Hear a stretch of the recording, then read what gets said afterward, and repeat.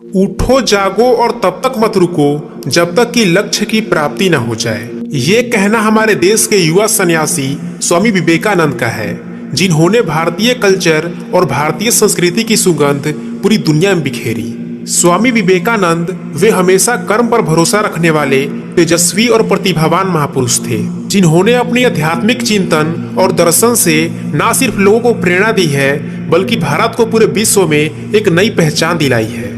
आज मैं स्वामी विवेकानंद के जीवन से जुड़ी कुछ ऐसी बातें बताऊंगा जिसे अगर कोई व्यक्ति अपने जीवन में उतार ले तो वो अपने जीवन को बेहतर से बेहतर बना सकता है और बड़ी से बड़ी सफलता को हासिल कर सकता है। स्वामी विवेकानंद जब शिकागो के एक बहुत बड़े सम्मेलन में हिस्सा लेने के लिए अमेरिका पहुंचे थे तो वहां उनके स्वागत के लिए आए कुछ लोगों ने हाथ मिलाने के लिए स्वामी जी की तरफ हाथ बढ़ाया और अंग्रेजी में कहा, हेलो हाउ आर यू। जवाब में स्वामी जी अपने दोनों हाथ जोड़कर उनसे कहते हैं नमस्कार। उनके स्वागत के लिए आए उन अंग्रेजों को लगा कि साधु जैसे दिखने वाले इस व्यक्ति को शायद अंग्रेजी नहीं आती। फिर उनमें से किसी एक ने, जिसे टूटी फूटी हिंदी आती थी, उसने अपने हाथ जोड़कर हिंदी में पूछा, कैसे हैं आप। तब स्वामी जी अपने दोनों हाथ जोड़कर बोले, I am fine, thank you.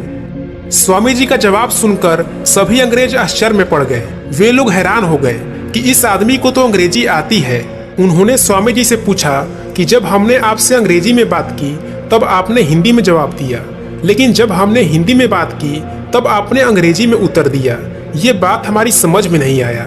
तब स्वामी विवेकानंद ने कहा कि जब आप अपनी माँ का सम्मान कर रहे थे तो मैं अपनी माँ का सम्मान कर रहा था, लेकिन जैसे ही आपने मेरी माँ का सम्मान किया तो मैंने आपकी माँ का सम्मान किया। उनके इस जवाब को सुनकर वहां पर आए सभी लोग चकित रह गए। वो अंग्रेज जो अपनी भाषा और अपनी सभ्यता को श्रेष्ठ मानते थे, इस घटना के बाद उनका सारा भ्रम टूट गया। उनका पहली बार भारतीय भाषा, भारतीय सभ्यता और भारतीय संस्कृति का अच्छे से परिचय हुआ। दोस्तों, स्वामी विवेकानंद के जीवन के इस प्रसंग से हम सभी को दो अहम बातें अपने जीवन में उतार लेनी चाहिए। आप कोई भी काम करते हैं, चाहे छोटा हो या बड़ा, उसमें यदि आप अपने हित से पहले दूसरों के हितों का ख्याल रखते हैं, यदि आप दूसरों के जीवन को बेहतर बनाने का प्रयास करते हैं, दूसरों के जीवन में खुशियां देने का काम करते हैं, बिना ये सोचे कि बदले में आपको क्या मिलेगा, तो ये प्रकृति जो शक्ति का भंडार है वो आपको इतना देगी जिसका कोई सीमा नहीं है। दूसरी बात, जो व्यक्ति अपनी भाषा और अपनी संस्कृति का सम्मान करने के साथ साथ दूसरों की संस्कृति और भाषा का मान रखता है तो एक न एक दिन ईश्वर उसका मान अवश्य रखते हैं।